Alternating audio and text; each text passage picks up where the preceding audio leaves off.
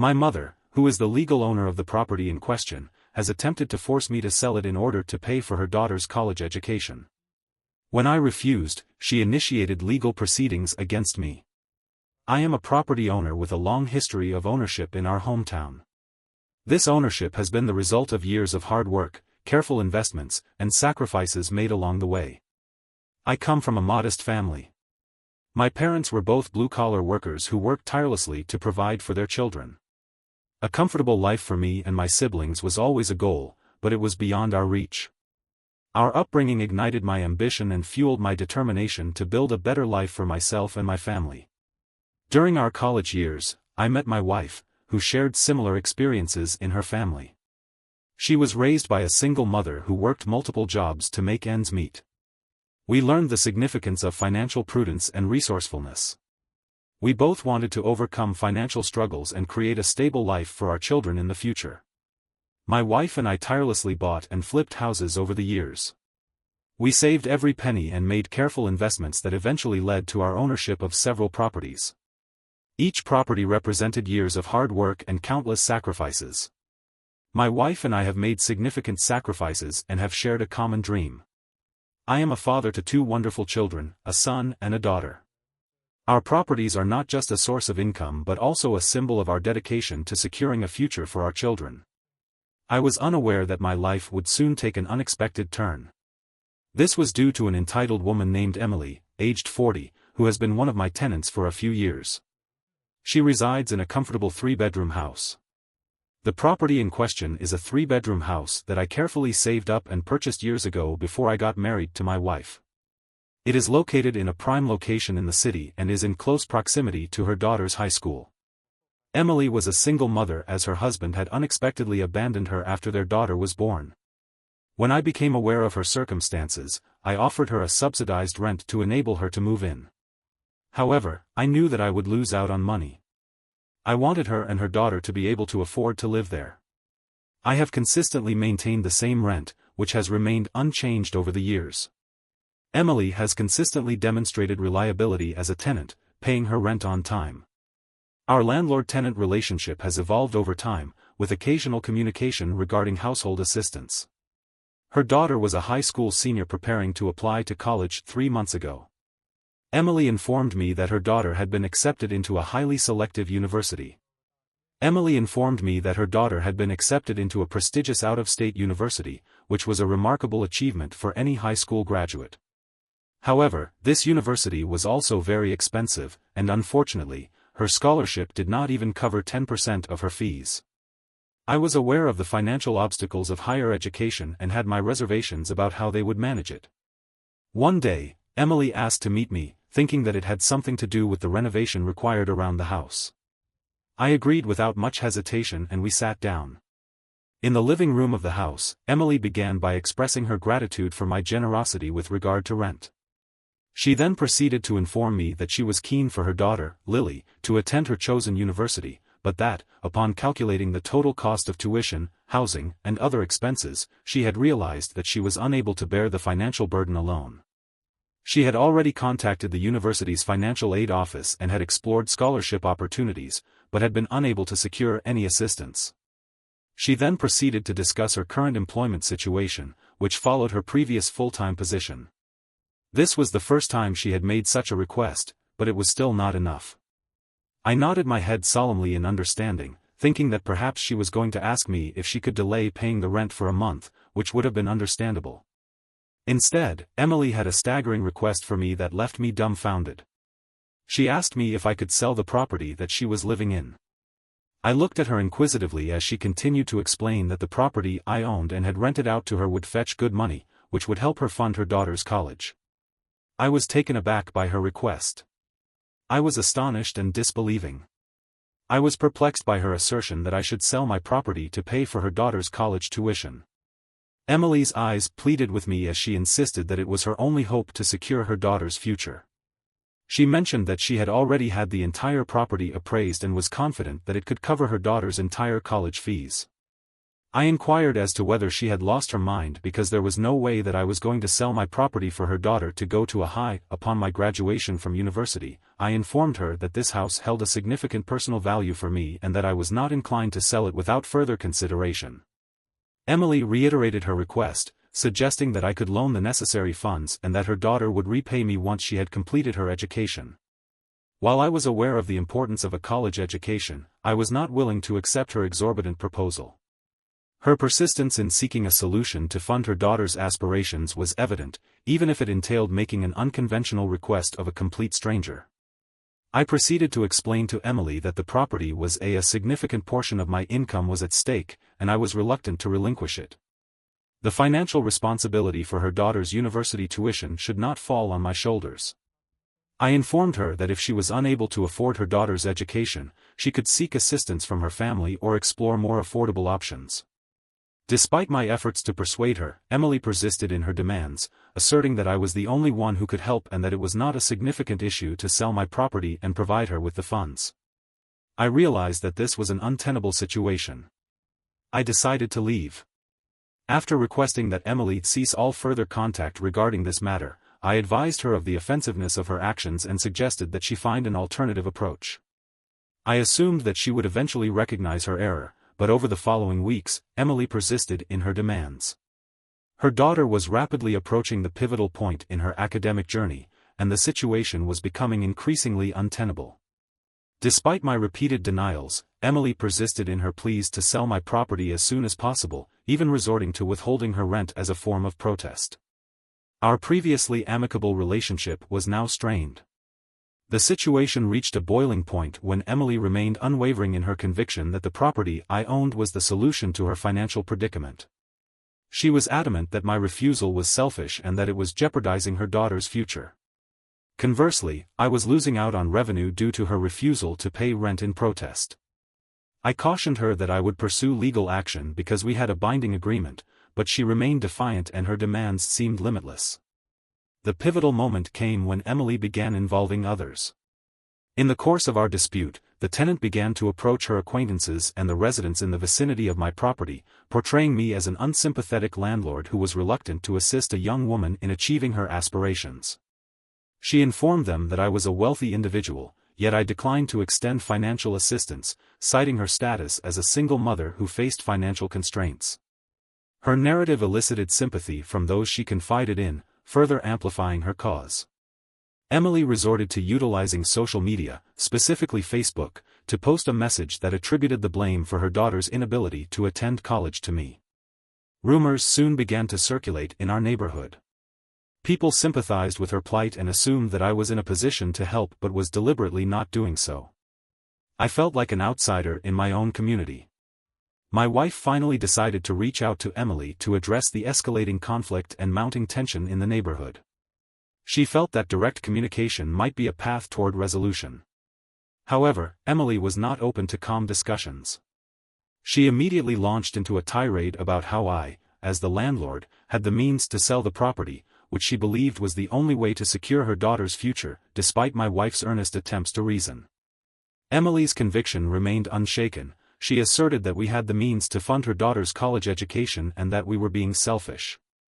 The conversation continued in a repetitive loop, with Emily repeatedly pushing my wife to convince me to agree to her demands.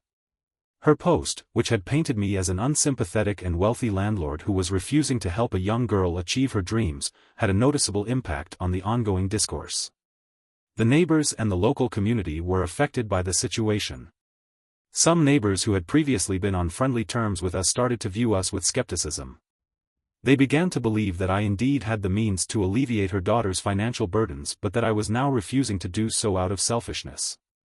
Others who were aware of my upbringing, hard work, and the reality of my situation shared my perspective and were just appalled by Emily's audacious demand for me to foot the bill. They reminded me that I needed to protect my property and maintain the hard. I had constructed a community that was becoming increasingly divided with each passing day. Despite the mounting pressure, I remained resolute in my decision to protect my property, which I had invested years of hard work and sacrifice to secure. Meanwhile, Emily continued to fuel the flames, accusing me of lacking empathy and exploiting the fact that I was living in her property. Her social media posts became increasingly vocal, sharing stories of her daughter's determination and the countless sacrifices she had made to prepare for college. As a result, the debate escalated from a private disagreement to a public discourse. The weight of the allegations started affecting my family, and my children began to experience bullying. At school with their classmates, the false claims they had heard from social media about me caused them distress. It was then that I decided that it was time to take action. I had kept quiet, thinking that Emily would eventually stop, but now that my children were being affected, it was time to take action. To set the record straight and defend my integrity, I consulted with a lawyer who specialized in property disputes and tenant-landlord conflicts. We promptly drafted a cease and desist letter to put an end to Emily's defamatory actions and protect my standing within the community.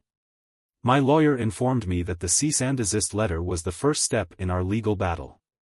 In response to Emily's continued defamatory actions, I sought legal counsel. My lawyer informed me that the cease and desist letter was the first step in our legal battle. When Emily received the letter, she was understandably surprised. She attempted to reach out to me by phone, but I chose not to answer her calls. Instead, she sent me a text message expressing her desire to talk to me and clear this matter before it could escalate further. She informed me that this was merely a misunderstanding and that she and I could discuss it. I replied by stating my intention to take her to court. I advised her to prepare for the possibility of regret and to brace herself for the ordeal. I am aware that this is going to be a challenging situation because this woman has been relentless in her insistence. She has asserted that I should pay her daughter's tuition and that I have damaged our family reputation both in the community and online. My lawyer is currently preparing for the case in case it goes to trial. He will present evidence of the false accusations and the harm she has caused us in the last few months. Some of my relatives have learned that the suggestion was made that I should give her a chance to resolve the issue, given that she is a single mother and is attempting to act in the best interests of her child. I was informed that Reddit users were critical of my refusal to sell my property to pay the entitled mother her daughter's college fees, and instead of pursuing a negotiated settlement, I was being forced to engage in litigation. In response to our actions, Emily has written a letter to us. She has initiated legal action through the submission of a letter containing threats and further defamation. In this letter, she has accused me of charging a high rent despite being aware of her financial situation, which, according to her, made it impossible for her to save up for her daughter's education. It is difficult to comprehend the extent to which she is willing to go to achieve her desired outcome, including the fabrication of falsehoods. The accusations are baseless, and it is frustrating to see her play the victim card when I had already provided her with subsidized rent. It is clear that she is trying to manipulate the situation in her favor, and I am not about to let that happen. It is clear that Emily is not going to back down without a fight. My lawyer, Matthew, has assured me that we have a strong case. Although her accusations are baseless, I have been asked to be prepared for a lengthy and arduous legal process. This situation has escalated rapidly, and I am forced to consider the circumstances that have led to this point. I had never intended to end up in a courtroom, especially with someone who had been a tenant on my property. However, there are instances when it is necessary to stand one's ground. Furthermore, it is imperative to protect one's legitimate rights. While Emily may have her own motives, it is crucial to resist any pressure to sell the property. The future of my family is at stake, and I am resolved to pursue this matter to its conclusion, regardless of the challenges that may arise. I will provide an update once the legal proceedings commence. Update 2. Since my last update, the legal proceedings commenced, and the period preceding the court date was marked by a pervasive sense of anticipation. The courtroom was charged with tension as both parties presented their arguments and evidence. Emily, flanked by her attorney, presented herself as a struggling mother, determined to secure her daughter's future. Her attorney painted a vivid picture of financial hardships. Her testimony emphasized the crucial role my property had played in her daughter's aspirations to attend the esteemed out-of-state university. Her emotional testimony, punctuated by tears, detailed the sacrifices she had made as a single mother, including long hours of work and an unwavering commitment to her daughter's success. She discussed her relentless job searches and numerous applications for scholarships and financial aid, portraying herself as a mother who had exhausted all avenues throughout the proceedings. Emily's attorney painted me as a wealthy, unsympathetic landlord who prioritized profits over a young girl's dreams by charging her with high rent. The implication was that I was aware of Emily's financial difficulties yet continued to exploit her situation. However, the most astonishing twist in the story came when Emily introduced a witness who was a family friend. This witness claimed to have witnessed a conversation between Emily and me where I allegedly promised to sell the property to finance her daughter's college education. I was presented with a claim that I had promised to sell the property to finance my daughter's college education. I was incredulous at the suggestion, and my attorney, Matthew, was equally so. He was adamant that no such conversation had ever taken place. He decided to take a more methodical approach to disprove this witness's claim. First, my attorney cross-examined the witness. The family friend who had testified about the alleged conversation between me and Emily was then examined. A series of detailed questions were posed by Matthew with the aim of establishing the credibility of the witness's memory. The date, time, and location of the supposed conversation were inquired about, with the intention of eliciting inconsistencies or gaps in the recollection of events. In response, the family friend struggled to provide consistent details and could not produce any concrete evidence such as text messages or emails to support their claim. As a result, their testimony became increasingly shaky under the scrutiny of the cross-examination. The examination was conducted with the intention of further undermining the credibility of Emily's case. Matthew presented evidence that directly contradicted the claim by introducing records of text messages and emails exchanged between Emily and me during the time period when the alleged promise was said to have been made. These messages clearly showed that the subject of selling the property to fund her daughter's education had never been discussed and that Emily was the only one who was forcing me to sell my property to loan her the money. Additionally, we had a neighbor who lived adjacent to Emily's property testify that Emily had been paying less rent than all the other renters in the area. My lawyer pulled up receipts from other tenants. It was established that the topic of selling property to fund a daughter's education had never been discussed. Furthermore, it was evident that Emily was the sole individual who was forcing the sale of the property in order to loan her money. Additionally, a neighbor who lived adjacent to Emily's property testified that Emily had been paying less rent than all the other renters in the area. My lawyer presented receipts from other tenants to corroborate this. Matthew then argued that the absence of any written or electronic communication regarding the supposed promise that Emily claims, coupled with the neighbor's testimony, casts doubt on the veracity of the family friend's account and cannot be held as concrete evidence. We then focused on proving that Emily had gone to great lengths to slander my reputation on social media, which in turn had resulted in the bullying of my children. My attorney presented a comprehensive record of Emily's social media posts and messages, in which she had accused me of being an unsympathetic and heartless landlord who refused to support her daughter's dreams. These posts were filled with emotional appeals and outright falsehoods designed to gain sympathy and support from the community. With the use of emotional appeals and outright falsehoods, the intention was to gain sympathy and support from the community. It was highlighted that these posts were intentionally crafted to create a narrative that painted her as a struggling mother doing everything in her power to secure her daughter's future. However, in reality, she was emotionally blackmailing me to sell my property. Matthew then presented screenshots of social media comments and direct messages from individuals who had engaged with Emily's posts. Some of these individuals were part of the local community and had formed a negative opinion of the respondent based on the false information presented by Emily. The comments ranged from expressions of sympathy for her plight to outright accusations. Outright accusations were made that I was an unfeeling landlord exploiting her situation. In addition to the social media evidence presented, witness testimonies from my children were introduced. They had observed their classmates engaging in bullying behavior towards them due to Emily's social media posts. They described how their classmates had echoed the false claims they had read on social media. The media coverage of their father led to name-calling and harassment. My attorney argued that there was a direct connection between Emily's false accusations on social media and the bullying my children had endured. The intentionally misleading narrative she had crafted had not only damaged my reputation but also directly affected my family's well-being. The presentation of evidence demonstrated how Emily's actions on social media led to real-life consequences for my children as the legal proceedings continue. It is my conviction that justice will be served. The evidence presented has illuminated the truth and exposed the false claims made against me.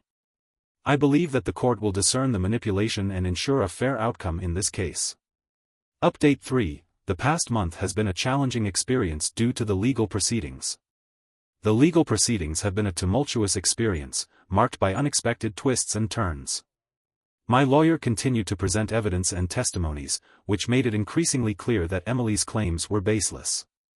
Her attempt to manipulate the situation by producing a family friend who falsely testified about a promise I had never made fell apart under scrutiny. The lack of concrete evidence and inconsistencies, along with the witness's account, cast doubt on the validity of their claims. After a thorough examination of all the evidence, the judge ruled in my favor, finding Emily guilty of defamation and ordering her to pay damages for the harm she had caused to my reputation. After a thorough examination of all the evidence and testimonies, the judge finally announced the verdict and ruled in my favor. This came as a significant relief to me, as it demonstrated that the judge had seen through all the baseless claims made by Emily. Emily was found guilty of defamation and was ordered to pay damages for the harm she had caused to my reputation. This included paying the rent for the previous months and additional fines. Furthermore, a restraining order was issued by the judge, preventing Emily from making any further defamatory statements about me or my family. The legal proceedings concluded with a successful validation of my actions and my right to protect my property. As the battle came to a close, I observed Emily seated beside her lawyer, appearing defeated. I then turned to regard her daughter, Lily, and was unable to shake off the thought that her dreams had been compromised by her mother's sense of entitlement. This nightmare was finally coming to an end, with justice being served. It was a lesson for everyone on the importance of defending oneself and not letting someone else's audacious demands shake our core beliefs. I can now move forward. I proceed with a reinvigorated sense of self-assurance and the knowledge that my residence and our livelihood are secure. I extend my gratitude to all who have supported me throughout this ordeal. The mental pressure and struggles my family and I endured were significant. However, the truth ultimately prevailed. Update 4. 6 months have elapsed since my last update, following my courtroom victory. The restraining order has effectively silenced Emily, and the damages she was required to pay for defamation have provided some level of consolation for the harm done to my reputation. Following the issuance of an eviction notice, Emily and her daughter were compelled to vacate the premises. While the circumstances surrounding their departure remain complex, I recognize that their continued presence was no longer a liability. I did, however, empathize with her daughter's lost educational opportunities. Nevertheless, the reality was that her mother's audacious request had placed their family in a challenging situation. Additionally, Emily was required to remove her defamatory social media posts in accordance with the court's ruling. The extent of her misrepresentations was swiftly revealed to the public. The first contact from the daughter, Lily, was an unexpected apology. Lily had always been a model child, and I had observed her growth. However, when her mother initiated false allegations against me, I terminated our communication. I was surprised that she sought to reconnect after her mother's public defeat in court. Her message expressed genuine regret for her mother's actions and the consequences that had befallen her family. She expressed gratitude for our patience and understanding during the ordeal. The realization that her mother's actions had caused harm to both our families prompted her to share that they had relocated to a more affordable area and that she had decided to attend a local college to pursue her education. She informed me that she had spoken with her mother after the legal proceedings had ended and had asked her to back off, stating that she was determined to forge her own future without making any audacious demands. I empathized with what she had to endure at such an early age because of her mother's actions. I informed her that everyone is entitled to a second chance and that it was commendable that she was taking control of her own destiny. I extended my best wishes for her success in her studies and reassured her that the past was behind us. With Emily and her daughter no longer residing on my property, our lives have resumed a more tranquil pace. The burden of the false accusations and the bullying our children endured has been lifted. We took action by reaching out to our children's school and addressing the bullying they had experienced.